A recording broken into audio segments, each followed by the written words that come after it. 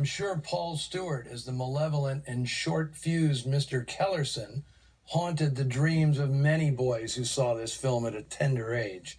He is the big bad wolf in a rumpled suit and cheap fedora. For Stewart, The Window was an unexpected professional rebirth. He'd come to Hollywood in 1940 with his colleague and good friend Orson Welles, having been a charter member of Welles's legendary Mercury Theater of the Air. He appeared in a few character parts, most notably Citizen Kane, but Stewart's true ambition was to direct. After several rugs had been pulled out from under him at both RKO and Paramount, including the promise to direct Joan Fontaine in a picture he'd developed called Christabel Kane, Stewart kissed off the movies and returned to New York, determined to direct, whether it was in radio or on stage. When production of The Window hit the Big Apple in early 1947, the only part not cast was the villain, which fit Stewart to a T. He signed on, figuring it would be a nice one-shot payday. Although the film wouldn't be released for another 2 years, producers in L.A. saw private screenings of The Window, and Stewart was suddenly in demand. He returned to Hollywood with his wife, singer Peg LaCentra, and worked steadily as a character actor all the way into the 1980s. To me, Paul Stewart, born Paul Sternberg in Manhattan in 1908, had one of the most distinctive faces and voices in the movies, especially well-suited to film noir. Ted Tetzlaff, the director of The Window, was born into show business. His father, Teddy Tetzlaff, was a famous race car driver who'd become one of the leading stunt drivers in early Hollywood. Ted Jr. became a cameraman during the silent era and photographed more than 100 features over the course of almost 20 years, including such classics as My Man Godfrey, Talk of the Town, and The More the Merrier.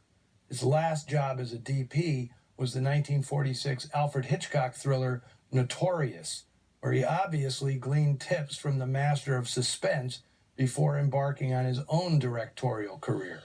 As for Bobby Driscoll's career, he once remarked that they carried me in on a satin cushion and then dumped me in the trash.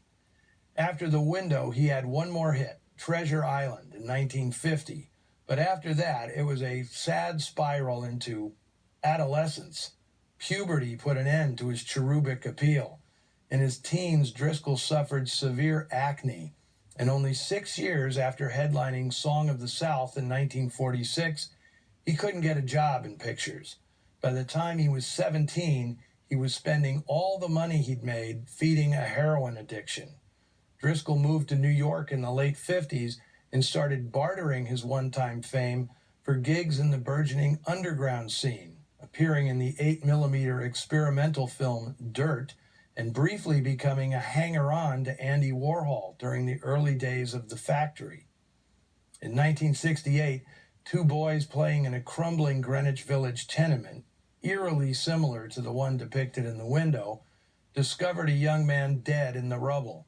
The body was processed by the coroner, but no one came forward to ID the corpse or claim it. It was buried on New York's Hart Island, known as Potter's Field, along with thousands of other sorry citizens who died anonymous or broke.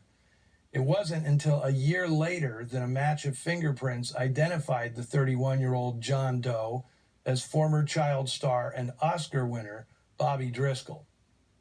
Sorry to end on such a down note, but that's how it goes in noir, where real-life tragedy often bleeds into the movies.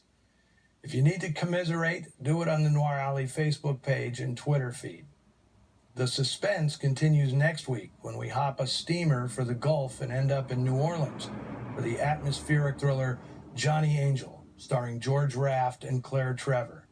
Until then, remember, if you're doing something even a little bit sketchy, pull the shades all the way down.